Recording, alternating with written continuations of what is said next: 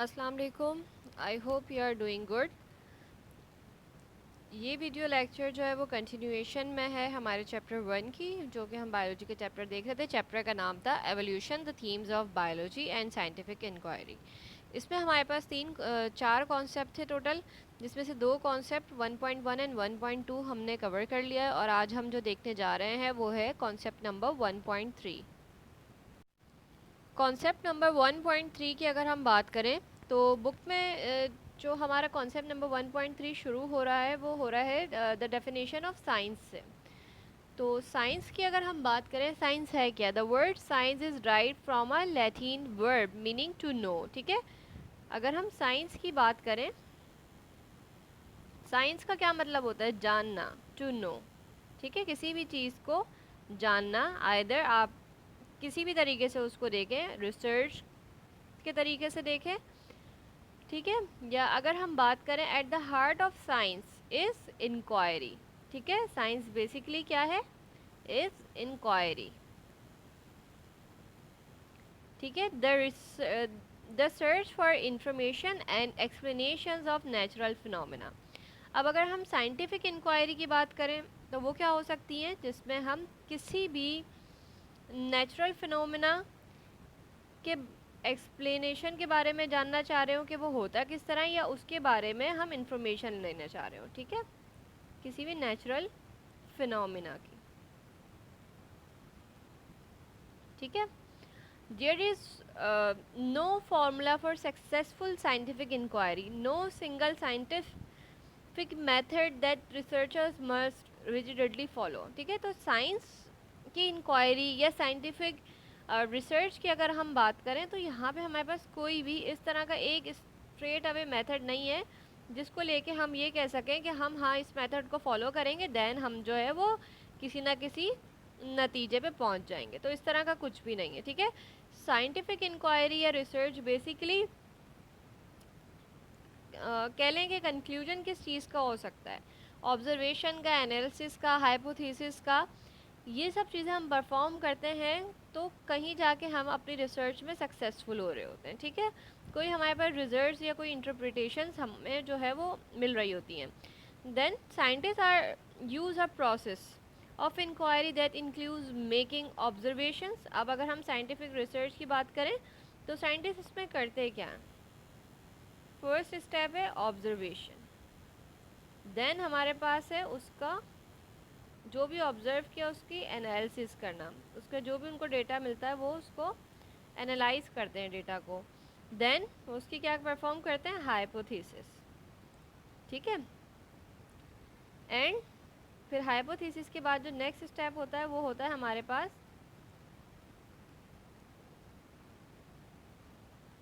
Testing का। ठीक है, अब वन बाय वन हम देखेंगे। Scientist use a process of inquiry that includes making observation. सही है, सबसे फर्स्ट साइंटिस्ट क्या करते हैं? ऑब्जर्वेशंस करते हैं, फिर फॉर्मिंग लॉजिकल टेस्टेबल एक्सप्लेनेशंस। ठीक है, देन वो क्या करते हैं? डेटा एनालाइज करने के बाद हाइपोथेसिस कर रहे होते हैं, जो कि हमारे पास क्या है? एक्सप्लेनेशन है, testable explanation of the observations. ठीक है, और उसके बाद फिर वो उस हाइपोथेसिस जो भी उनको मिलती है उस पर कोई ना कोई टेस्ट परफॉर्म करते हैं।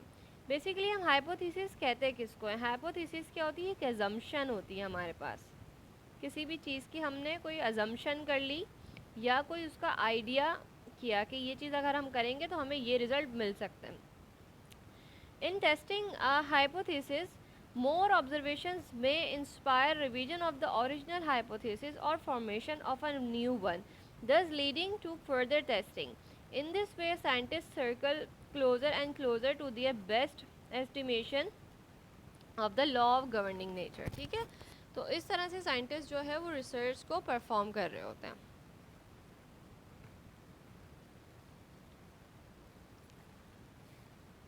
देन अगर हम फर्स्ट बात करें ऑब्जर्वेशन की, तो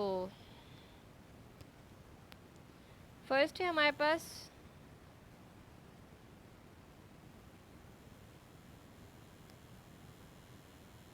एक्सप्लोरेशन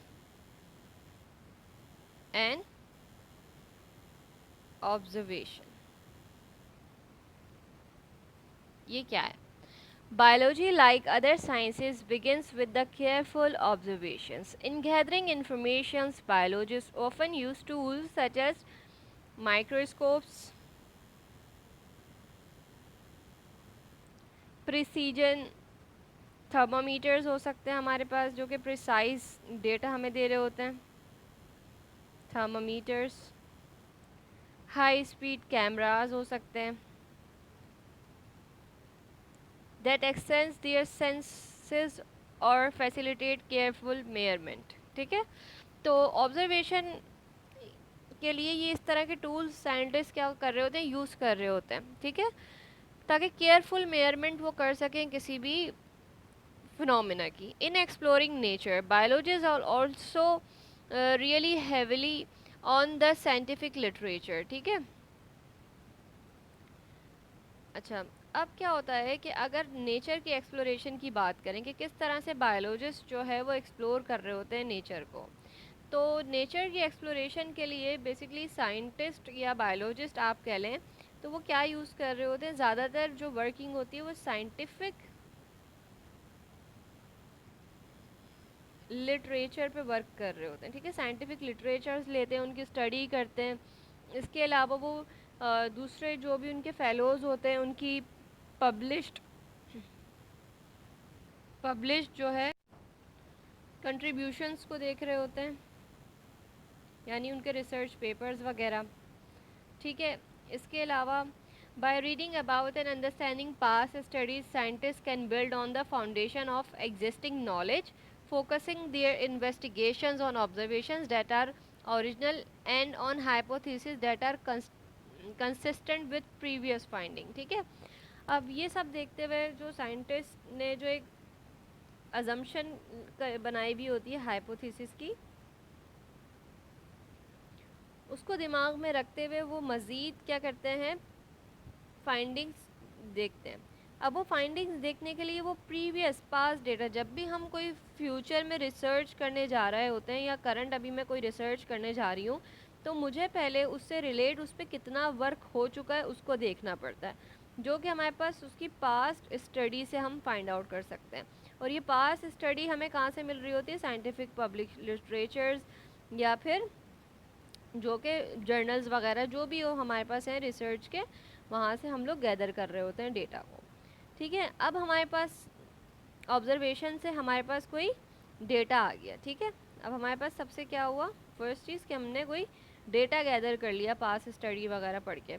अच्छा, अब जो नेक्स्ट स्टेप होता है हमारे पास उस डेटा को गैदर करने के, यानी गैदरिंग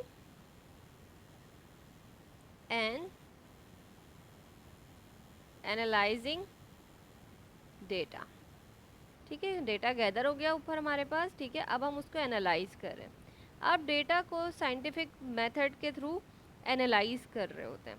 अच्छा, ये डेटा हमारे पास होता क्या है, डेटा हमारे पास क्या चीज़ है, रिकॉर्डेड ऑब्जर्वेशंस. जो ऑब्जर्वेशंस हमने ऊपर देखी उसको हम कहते हैं, ये हमारा क्या है, डेटा है. ठीक है, अब ये डेटा हम आपके पास दो तरह का हो सकता है. पहले हम डेटा देख लेते हैं.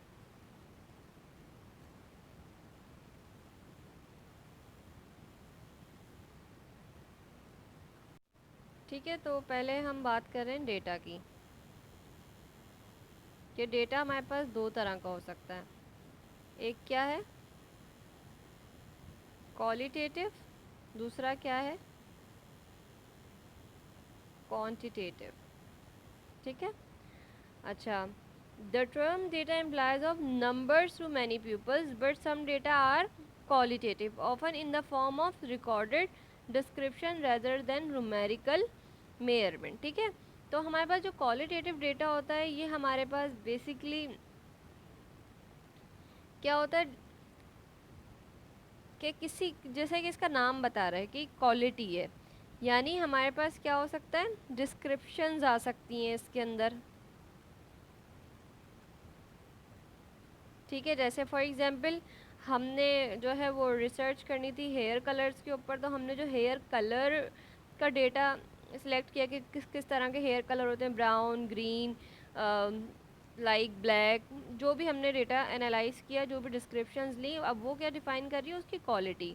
लेकिन अगर हमने ये देखना है कि कितने नंबर ऑफ पीपल्स का हमने हेयर कलर का डेटा लिया, तो हम कहते हैं ऐसे डेटा को क्वांटिटेटिव, जिसमें हम न्यूमेरिकल वैल्यूज़ का जिक्र कर रहे हो, ठीक है।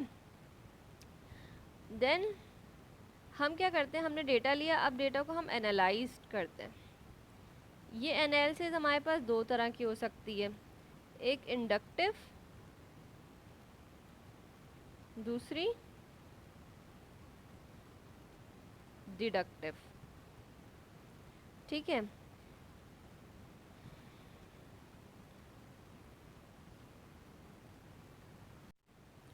बेसिकली इसका फुल नेम होता है inductive reasoning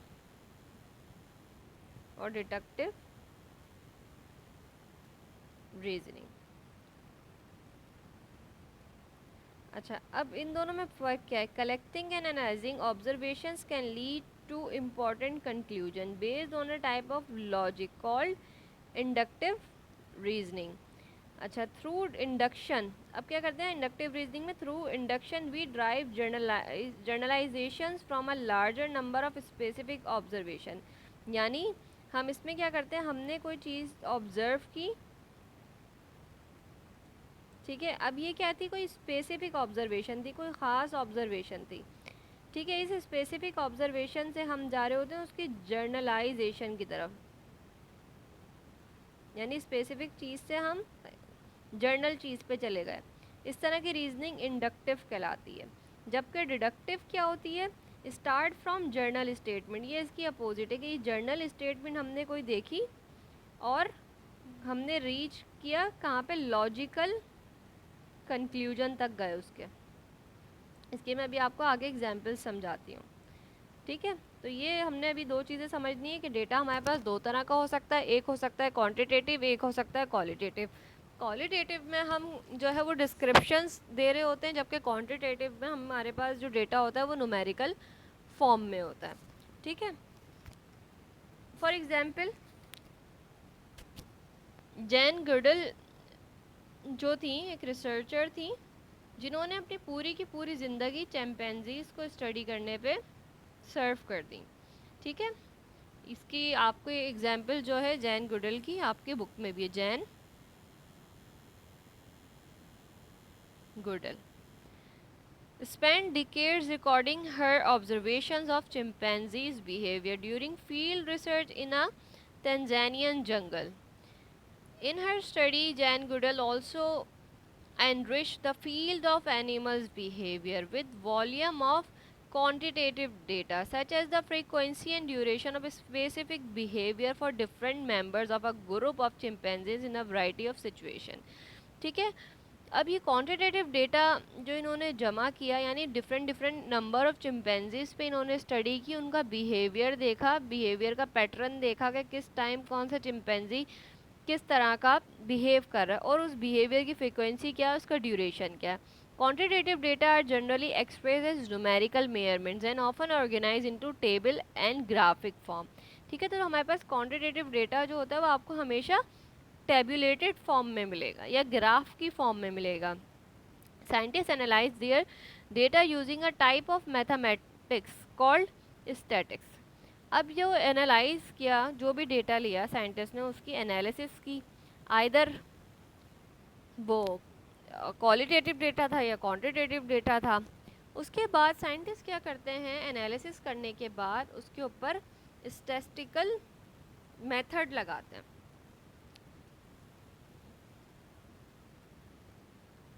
statistical method use करते हैं ताकि उससे कोई ना कोई रिज़ल्ट जनरेट कर सकें, ठीक है। अब ये जो रिज़ल्ट जनरेट करते हैं, ये जो मेथड यूज़ करते हैं, ये अपनी बेसिकली जो भी उन्होंने रिसर्च की होती है उसको टेस्ट कर रहे होते हैं, whether their results are significant और merely due to random fluctuation, ठीक है। तो जो भी उनके रिजल्ट आ रहे हैं वो एक्चुअल हैं या नहीं है, ये सब टेस्ट करने के लिए। All result presented in this text have been shown to be statistically significant, ठीक है। और जितने भी टेस्ट वगैरह साइंटिस्ट ने लगाए, स्टैटिस्टिकल टेस्टिंग जो भी करी अपने डेटा के ऊपर, जो भी टेस्टिंग परफॉर्म की, उसका कोई रिजल्ट जनरेट होता है, और वो जो रिजल्ट आना चाहिए वो क्या होना चाहिए, सिग्निफिकेंट होना चाहिए।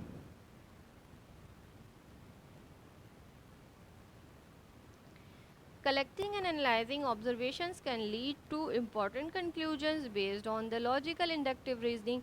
Through induction, we derive generalized form of a large number of specific observations. अब जैसे inductive reasoning की अगर हम बात करें तो हमारे पास क्या एग्जाम्पल हो सकती है?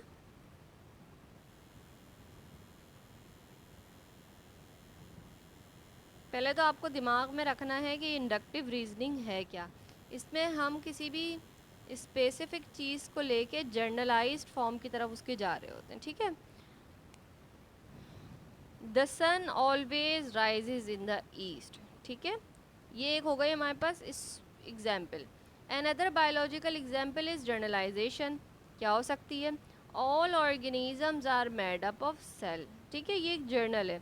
स्पेसिफिक ऑब्जर्वेशन क्या है किसी भी साइंटिस्ट की, वो ये है कि सन जो है वो राइज होता है ईस्ट से, जबकि जर्नल क्या कहते हैं आपके पास जर्नलाइजेशन की एग्जाम्पल क्या हो सकती है, वो हो सकती है कि जितने भी ऑर्गेनिजम्स हैं, all organisms are made up of cell, ठीक है, ये एक जर्नलाइज स्टेटमेंट है आपके पास, which was based on 2 centuries of microscopic observation made by biologists examining cells in diverse biological specimens. Careful observations and data analysis along with journalization reached by induction are fundamental to our understanding of nature.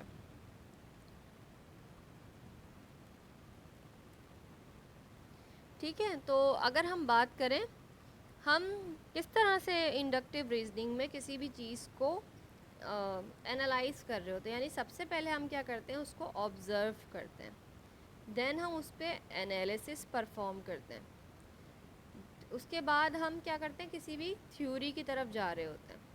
तो ये तो हो गई inductive reasoning. जबकि deductive reasoning क्या है,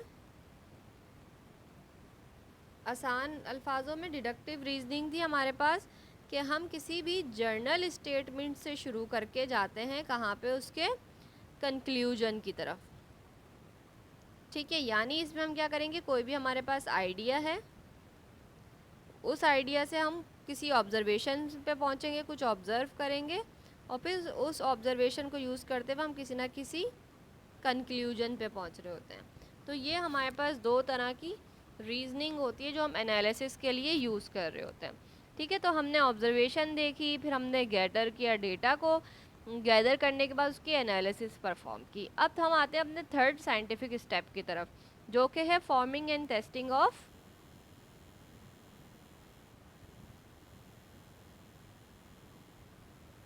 hypothesis, ठीक है। In science, a hypothesis is an explanation based on observation and assumptions that lead to a testable predictions. अगर हम दूसरे अल्फाजों में बात करें, a hypothesis is an explanation on trial, ठीक है, जो भी हमने ट्रायल किया, एक्सपेरिमेंट जो भी हम करना चाह रहे हैं, उसके लिए जो भी हम ट्रायल परफॉर्म कर रहे होते हैं, ठीक है, उसकी एक्सप्लेनेशन को हम क्या कहते हैं, हाइपोथेसिस कहते हैं, ठीक है। The hypothesis is usually a rational accounting for a set of observations based on the available data and guided by inductive reasoning, ठीक है। हम हाइपोथेसिस जो परफॉर्म कर रहे होते हैं वो बेसिकली इंडक्टिव रीजनिंग को फॉलो करते हुए करते हैं, यानी पहले हम ऑब्जर्व करते हैं, एनालाइज करते हैं, अब हम थ्योरी की तरफ आ रहे हैं। तो ये क्या किसका फिनोमेना था, इंडक्टिव रीजनिंग का फिनोमेना था। इसी को यूज़ करते हुए हम हाइपोथेसिस परफॉर्म कर रहे होते हैं। A scientific hypothesis must lead to a predictions that can be tested by making additional observations or by performing experiments, ठीक है। तो कोई भी साइंटिफिक हाइपोथेसिस को परफॉर्म करने के लिए आपको क्या करना पड़ता है, सबसे फर्स्ट स्टेप आपको करना पड़ता है, कोई भी आपने प्रेडिक्शंस जो भी आपकी थी आप उसको टेस्ट करते हैं, ठीक है, जो भी आपने प्रेडिक्ट किया था या कह लें कि ऑब्ज़र्व किया था, उसको आप टेस्ट करते हैं।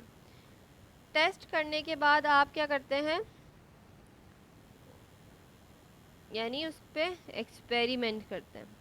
अब ये एक्सपेरिमेंट क्या होता है? Experiment is a scientific test carried out under controlled condition. ठीक है, तो एक्सपेरिमेंट हम जब भी परफॉर्म कर रहे होते हैं, इसमें हमारे पास कुछ कंडीशंस होती हैं जिनकी बेसिस पे हम कोई भी एक्सपेरिमेंट जो है वो परफॉर्म कर रहे होते हैं।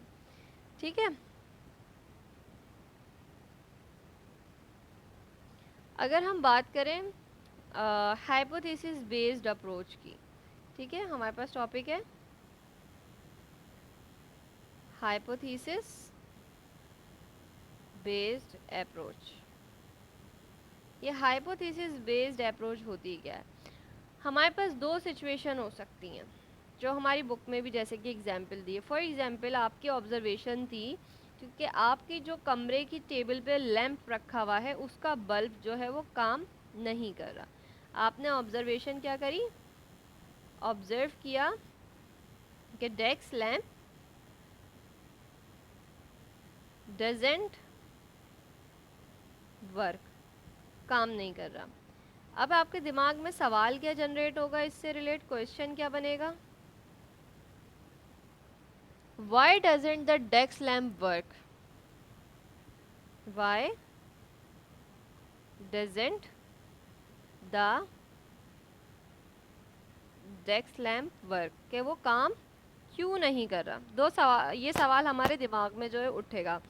इसलिए हमारे पास दो रीजंस हो सकते हैं सवाल के। वो क्या हो सकते हैं? पहला रीजन जिसको हम बोलेंगे हाइपोथेसिस नंबर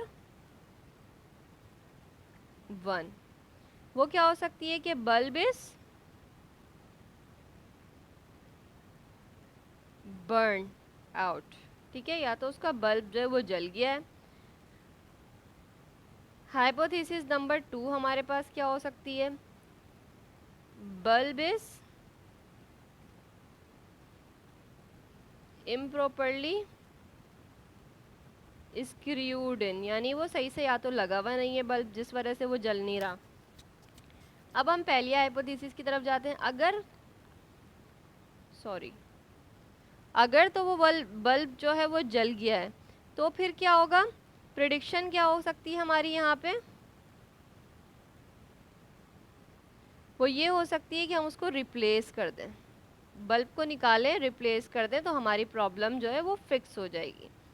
अच्छा, अब ये प्रिडिक्शन थी मेरी, मैंने क्या किया, इस प्रिडिक्शन को टेस्ट किया। टेस्ट यानी क्या किया मैंने? उस बल्ब को क्या किया? रिप्लेस कर दिया, रिप्लेस द बल्ब। ठीक है, देन क्या हुआ मेरे पास? अब कोई ना कोई रिजल्ट जनरेट होगा इस प्रिडिक्शन से। जो रिजल्ट जनरेट हुआ वो क्या हुआ? लैम्प ने काम कर दिया, लैम्प वर्क्स। ठीक है, तो मीन्स ये जो हमारी हाइपोथेसिस नंबर 1 थी, जब हमने उसको परफॉर्म करके देखा तो हमारा लैम्प जो है वो वर्क कर गया। जबकि हमारी जो हाइपोथेसिस नंबर 2 थी, हाइपोथेसिस हम कहते हैं कि इसको कोई आइडिया, कोई अजम्पशन, यानी मैंने ये अज्यूम किया था कि जो उसका बल्ब का स्क्रू है जो फिक्स होता है वो सही से बल्ब जो है वो स्क्रूड नहीं हुआ हुआ, उसके अंदर सही से इंस्टॉल नहीं हुआ हुआ। तो मैंने अपनी प्रिडिक्शन बनाई कि क्या करूँ, मैं उस बल्ब को दोबारा से री इंस्टॉल करके देखती हूँ।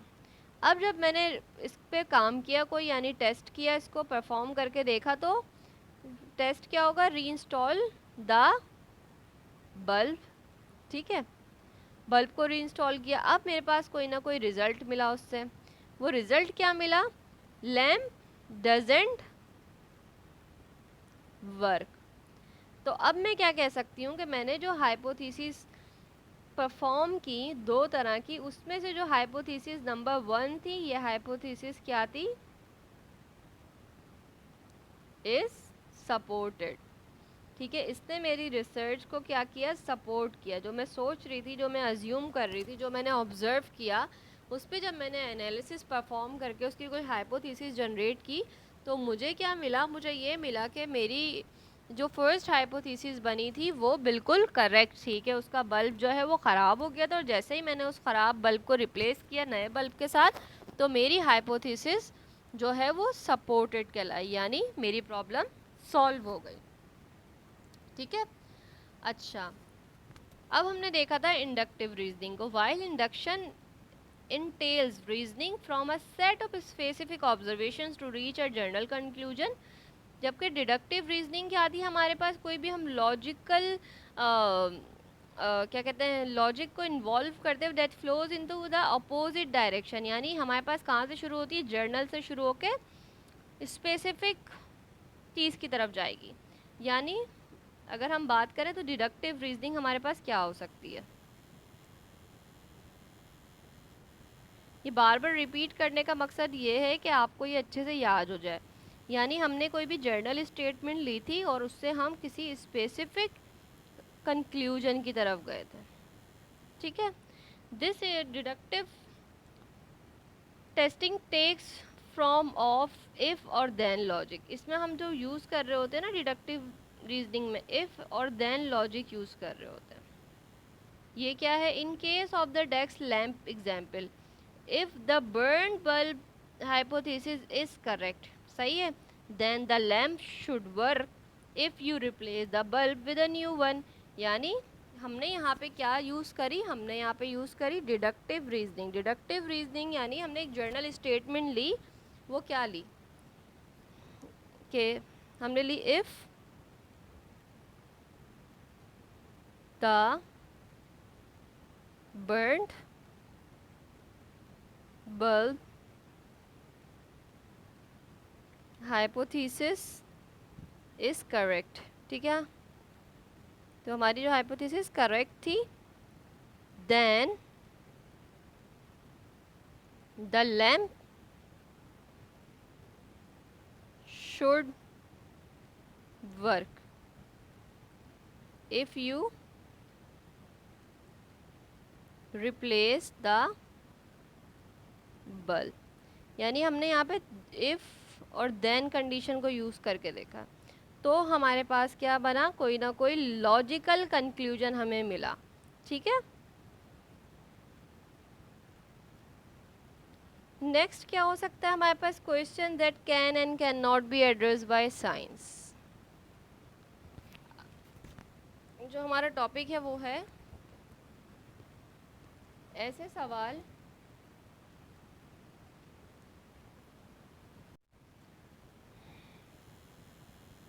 questions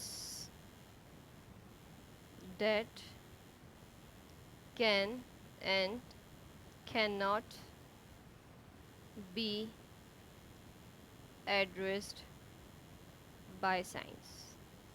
अगर हम ये सवाल करें तो आपको इस सवाल से क्या लगता है, ऐसे कौन से सवाल होंगे जो कि साइंस डील ना कर सके। Science and religions are not mutually exclusive और contradictionary, they are simply concern with the different issues. ठीक है।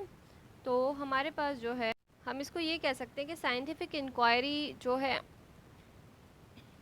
हमारे पास सॉरी एक पावरफुल वे है लर्निंग का अबाउट द नेचर। ठीक है। बट देयर आर लिमिटेशंस हैं। किस तरह की हो सकती हैं कि हमारे पास कुछ तरह के क्वेश्चंस हैं जिसका हमें जवाब देना है।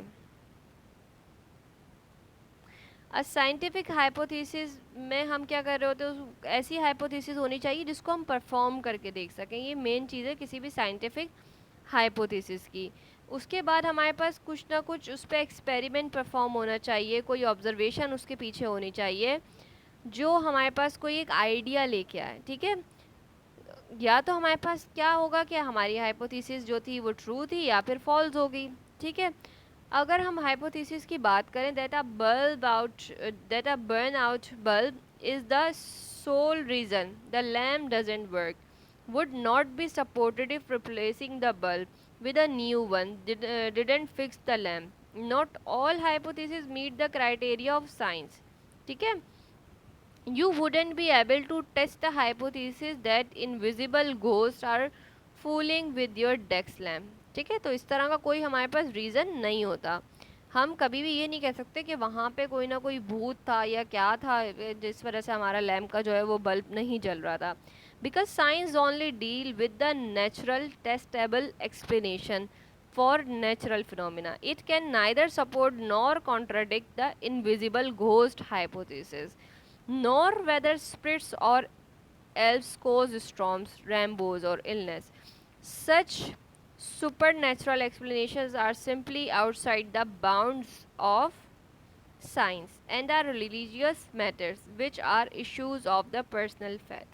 ठीक है, तो साइंस के अंदर कभी भी कोई घोस्ट हाइपोथेसिस का आपको कॉन्सेप्ट नहीं मिलेगा, क्योंकि साइंस ये घोस्ट वगैरह की जो चीज़ें होती है इसको सपोर्ट नहीं करती. इस तरह की चीज़ें जस्ट और जस्ट रिलीजियसली या फिर इंसान के अपने पर्सनल फेथ पे डिपेंड करती हैं कि वो किस चीज़ पे बिलीव करता है.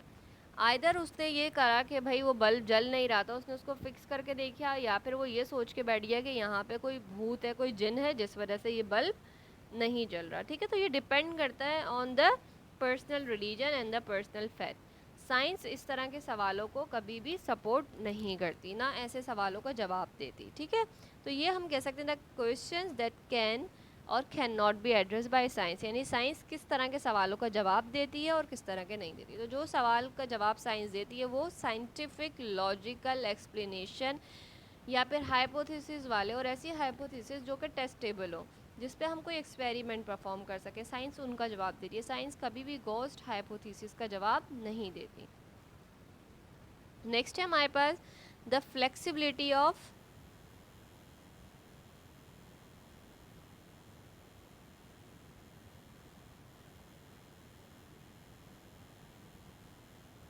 the scientific process. The way that the researchers answer questions about the natural and physical world is often idealized as the scientific method. ठीक है, तो ऐसे processes जिससे हम किसी भी questions के जवाब दे रहे होते हैं, तो रिसर्च की ज़बान में हम ऐसे processes को कहते हैं scientific method.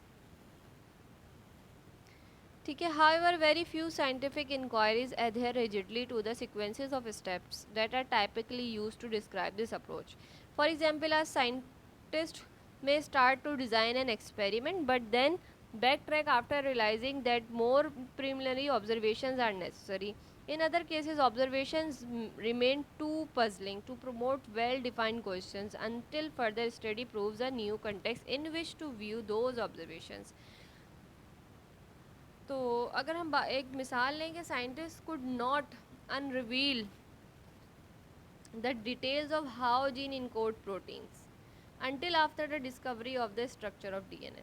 तो साइंटिस्ट ने जब तक डीएनए का स्ट्रक्चर मालूम नहीं कर लिया था तब तक वो इस चीज़ को बता ही नहीं पा रहे थे या नहीं बता सकते थे कि जीन की इनकोडिंग कैसे होती है, जीन कोड कैसे होती है.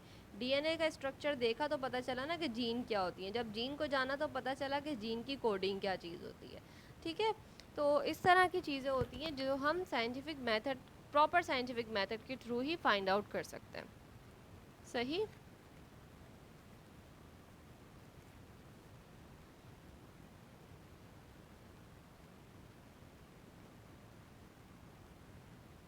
तो हमारे पास नेक्स्ट है the process of science a realistic model.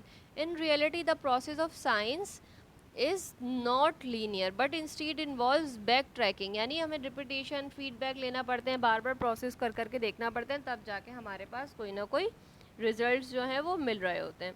यानी हम क्या करते हैं, सबसे पहले हम जैसे फॉर एग्जांपल एक्सप्लोर करते हैं या डिस्कवर करते हैं, फिर हम डिस्कवरी में क्या कर रहे होते हैं, ऑब्जर्वेशन कर रहे होते हैं, ऑब्ज़र्व कर रहे होते हैं उस चीज़ को, फिर हम उस पर क्वेश्चंस वगैरह पूछ रहे होते हैं. ठीक है, उसको रीड कर रहे होते हैं साइंटिफिक लिटरेचर को.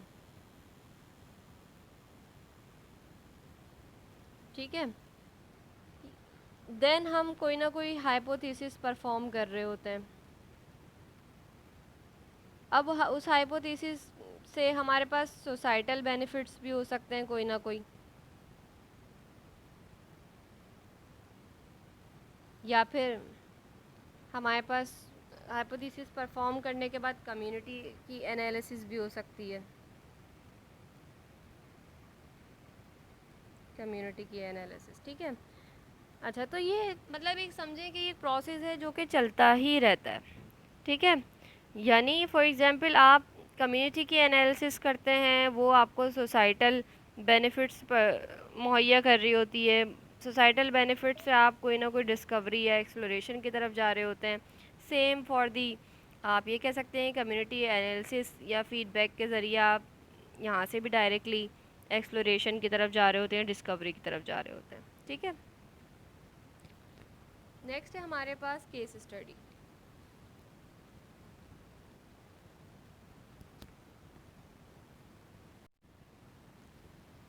ये जो केस स्टडी है हमारे पास,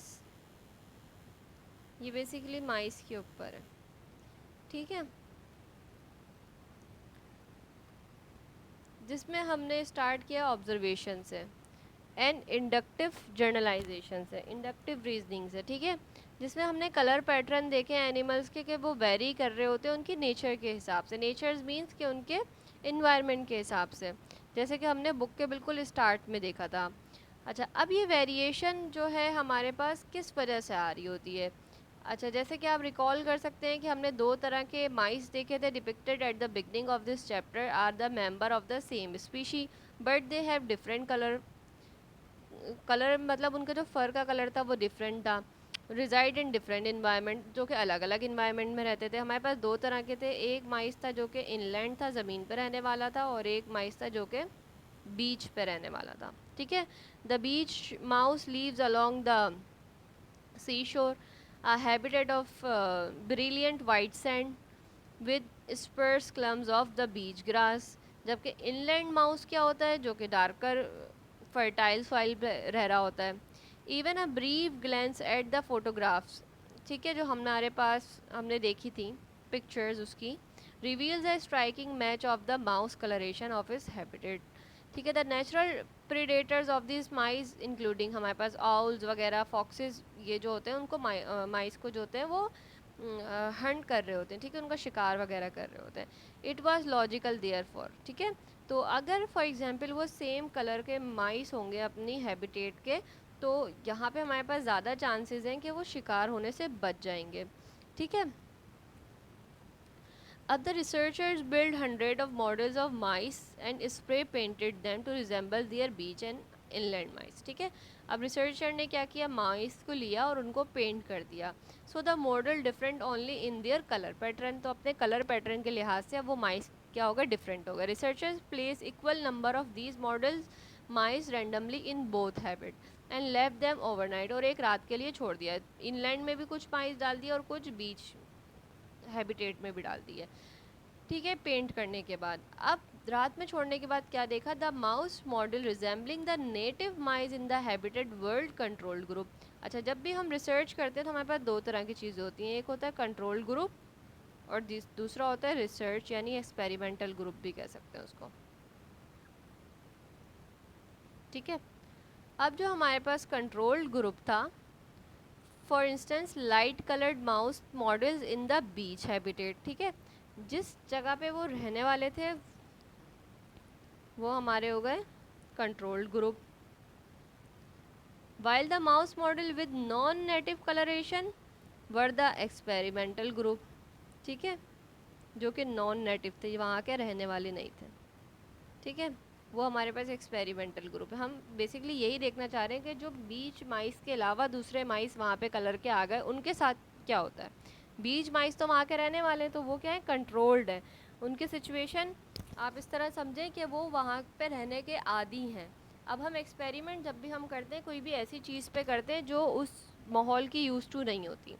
ठीक है, the following morning, the team counted and recorded signs of the predation events, which range from the bites and gouge marks on some models to the outright disappearance of others. Judging by the shape of the predator's bite and the tracks surrounding the experimental sites, the predator appeared to be split fairly evenly between the mammals, such as the foxes वगैरह ये हमारे पास थी, और birds में हमारे पास owls वगैरह थे जिन्होंने उन mice पे अटैक किया। For each environment, the researchers then calculated the percentage of the predation events. The targeted models, the results were clearly cut, showed much lower predation rate than those lacking camouflage in both the beach habitat, where light mice were less vulnerable and the inland habitat were, जो कि dark माइस थे, वर less vulnerable.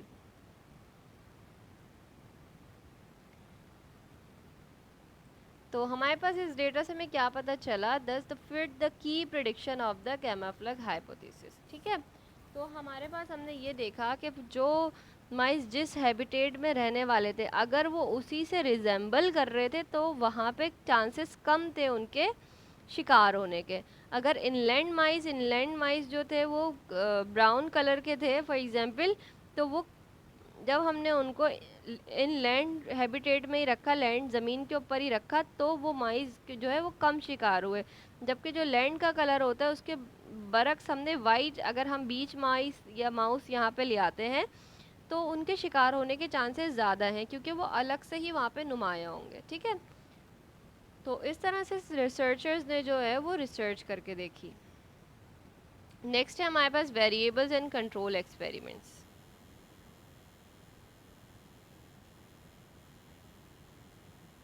Controls in experiments. ठीक है, variable हमारे पास दो तरह के हो सकते हैं।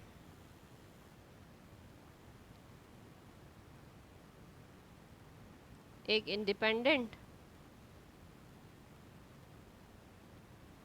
दूसरे dependent. In carrying out an experiment, a researcher often manipulate one factor in a system and observe the effect of this change.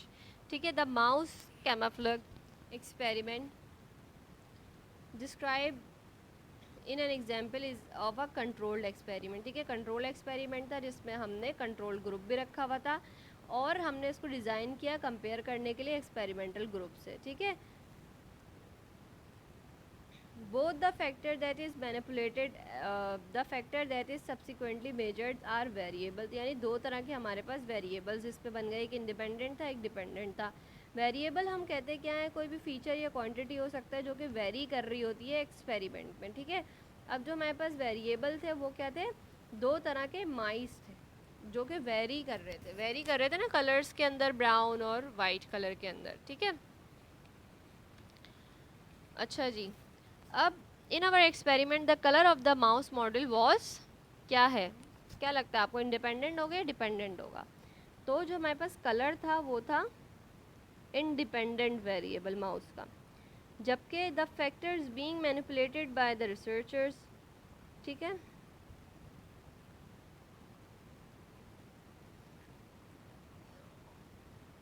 the dependent variables is a factor being measured that is predicted to be affected by the independent variable। dependent variable वो होगा जिसको हम assume करें कि वो independent variable से affect करे, यानी माइस के कलर से क्या चीज़ अफेक्ट कर रही थी, उसका शिकार होना।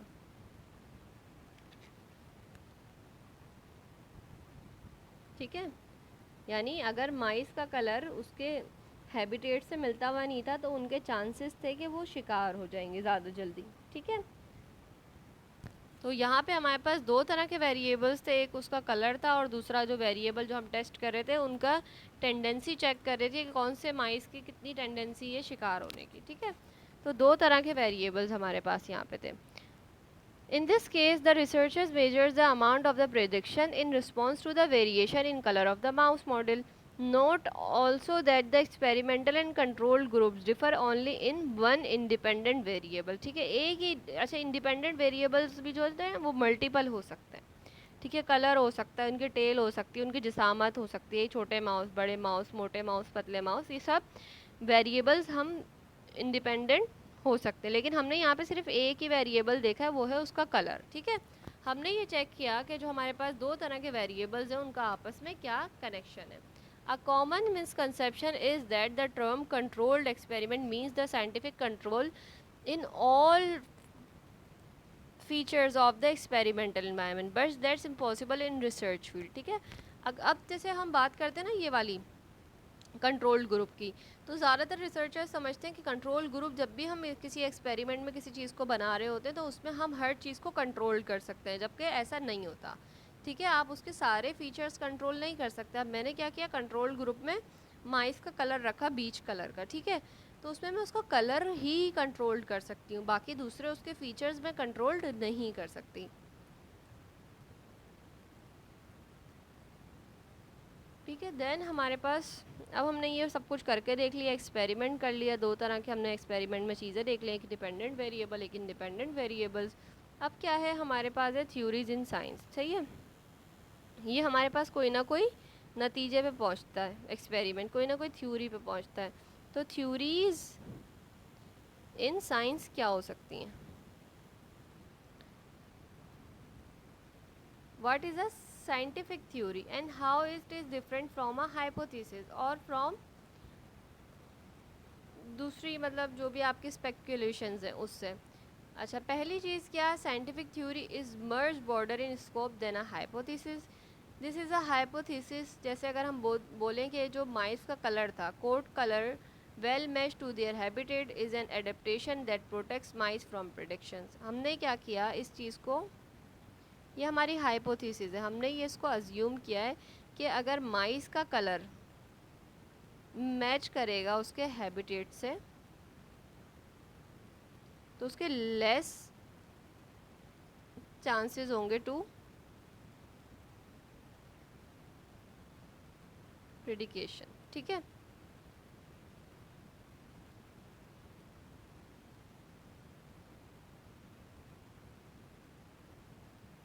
बट थ्योरी क्या बनेगी इसकी? अगर हम थ्योरी की बात करें, ये तो हाइपोथेसिस थी, थ्योरी हमारे पास ये होगी evolutionary adaptation arise by the natural selection. यानी माइस ने क्या किया, एडेप्ट किया है। ये थ्योरी हमारी ये बनेगी कि माइस ने इस चीज़ को एवोल्यूशनरी एडेप्टेशन से हासिल किया है कि जिस जगह पे वो रहते थे उन्होंने उसके इन्वायरमेंट को अडॉप्ट किया और जिसकी वजह से उनके लेस चांसेस हो गए किस चीज़ के, शिकार होने के। ठीक है, तो वो जब कोई चीज़ अपने ही माहौल में ढल जाए तो वहाँ पे बेस्ट फिट हो जाती है। ये है हमारे पास थ्योरी। जबकि हमारी हाइपोथेसिस है ये कि भाई अगर हमारी माइस का कलर उसके हैबिटेट से मिलता हुआ होगा तो वो इजीली उसको कोई भी शिकारी शिकार नहीं कर पाएगा, चाहे वो उसको शिकार करने वाला माउस हो, दूसरा माउस हो, फॉक्स हो, आउल हो, कोई भी इस तरह की चीज़ हो। ठीक है, तो यहाँ पे जो है हमारा कॉन्सेप्ट नंबर 1.3 जो है वो एंड होता है।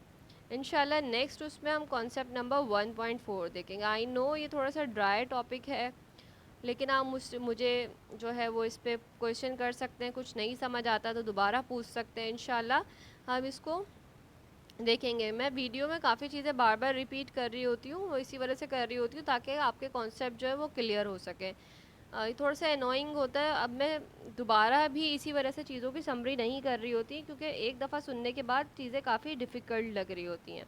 ठीक है, तो हमने बेसिकली इसमें यही देखा कि हम कभी भी कोई भी साइंटिफिक रिसर्च करने जा रहे होते हैं तो ऑब्जर्वेशन करते हैं, ऑब्जर्वेशन से हमें कोई ना कोई डेटा मिलता है, उस डेटा की हम एनालिसिस कर रहे होते हैं, एनालिसिस करने के बाद हम उस पर कोई ना कोई टेस्ट परफॉर्म करते हैं। सॉरी, उसको हम इस तरह देखते हैं, एक सेकेंड।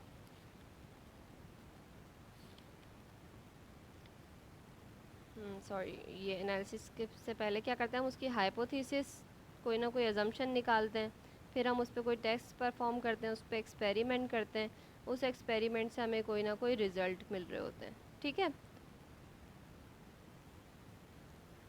तो डेटा हमारे पास हमने देखा कि दो तरह का हो सकता है, क्वांटिटेटिव या फिर क्वालिटेटिव। एनालिसिस भी हम दो तरह की कर सकते हैं, एक इंडक्टिव है, दूसरी डिडक्टिव है। हाइपोथेसिस हमारे पास दो तरह की हो सकती है, या तो ट्रू होगी जो कि हमारे एक्सपेरिमेंट को सपोर्ट करेगी, या फॉल्स हो सकती है। एक्सपेरिमेंट हम करते हैं देन हमारे पास जो होता है वो रिज़ल्ट आता है। ठीक है, तो ये हमने मतलब एक समराइज्ड फॉर्म में मैंने आपको बता दिया जो आज हमने लेक्चर में देखा है। ठीक है, इंशाल्लाह we will meet in next lecture. Till then take care yourself एंड अल्लाह हाफिज़।